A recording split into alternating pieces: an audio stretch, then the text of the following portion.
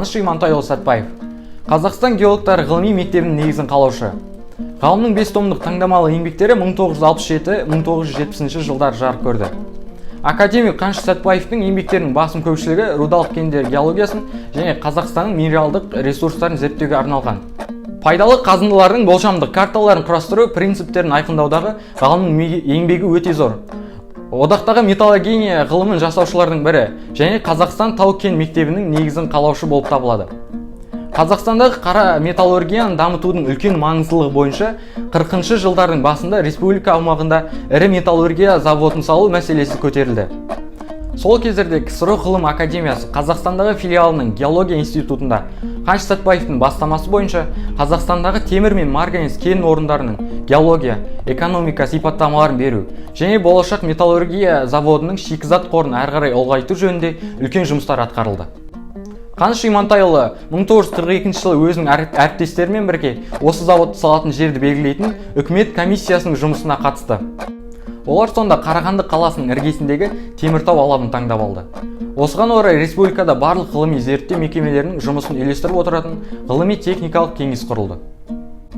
Ұлы Отан соғыс жылдарында Қазақстан, Орал, Батыс Сібір ресурстарын қорғаныс мұқтажына жұмылдыру мақсатымен құрылған КСРО ғылым академиясы мен Комаров басқарған комиссиясы Қазақстанда ауыр өнеркәсіптің көптеген салаларын құру қажет екендігін айғақты фактілермен дәлелдеген болатын.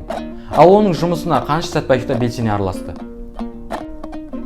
1942 жылы күрделі деп бағаланған Қазақ СССР-дегі Жезқазған аймағының кен орындары деген еңбегі үшін Қаныш Имантайұлына КСРО мемлекеттік сыйлығы берілді. Сол жылдың август айында ғылыми еңбектерінің жинағы бойынша және ғылымды ұйымдастырудағы зор еңбегі үшін геология, минералогия ғылымдарының докторы дәрежесін алды. Қазақ АКСР ғылыми академиясы құрылып, оның тұңғыш президенті болып Қаныш Имантайұлы Сәтбаев сайланды. Қаныш Сәтбаевтың айтуы бойынша, Қазақстан ғылымының 1932-1951 жылдарға дейін 20 жылдық тарихын 3 кезеңге бөлуге болады. 1932-1940 жылдар, 1941-1945 жылдар, 1946-1951 жылдар, 1953 жылдың басында орталық Қазақстан бойынша көп материалдар жинап, талдау жұмыстары аяқталды. 1954 жылы алғашқы карталар макеттерін және жүйелендірілген металлогениялық болжам карталарының өзін жасау аяқталды. Қазақстандық металлогения мектебі осылай туды. Бұл дүние жүзінде алғашқы металлогениялық болжам картасы да еді. 1958 жылы металлогениялық болжам карталарының методологиялық негізін дайындағаны және оларды жасап шығарған үшін Қаныш Сәтбаев бастаған бір топ Қазақстан ғалым геологтарына Лениндік сыйлық берілді. Қазақ АКСР ғылым академиясы ғалымдарының тың және тыңайған жерлерді игерусіне қосқан үлестерін кеңестік үкімет жоғары бағалап, 1957 жылы олардың біраз жоғары үкімет наградаларына ие болып, ал Қаныш Сәтбаевқа 3-ші Ленин ордені берілді.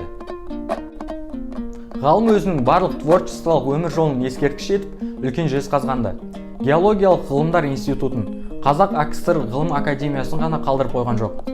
Оның тынымсыз зор еңбегінің атқарған ауқымды істерінің нәтижелерін бүгінде еліміздің жоғарғы дамыған халық шаруашылығының әр саласында көре аламыз. Олар Қарағанды металлургия зауыты, Соколов Сарыбай комбинаты, Атасу темір рудалары, Алтай кен орындары, Қаратау фосфорит мен полиметалл кен орындарының игерілуі болып табылады.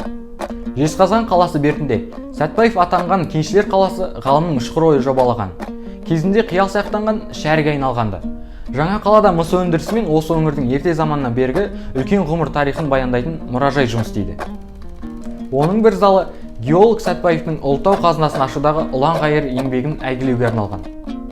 Көрнекті ғалым, белгілі қоғам қайраткері, Қазақстан ғылымының жетекшісі, ұлы тұлға Қаныш Имантайұлы Сәтбаев өз халық үшін орасан зор қызмет жасап, артынан өшпестей бай мұра қалдырды. Сондықтан болар 20 ғасырдың аяғында халық оны ғасыр адамы деп атады.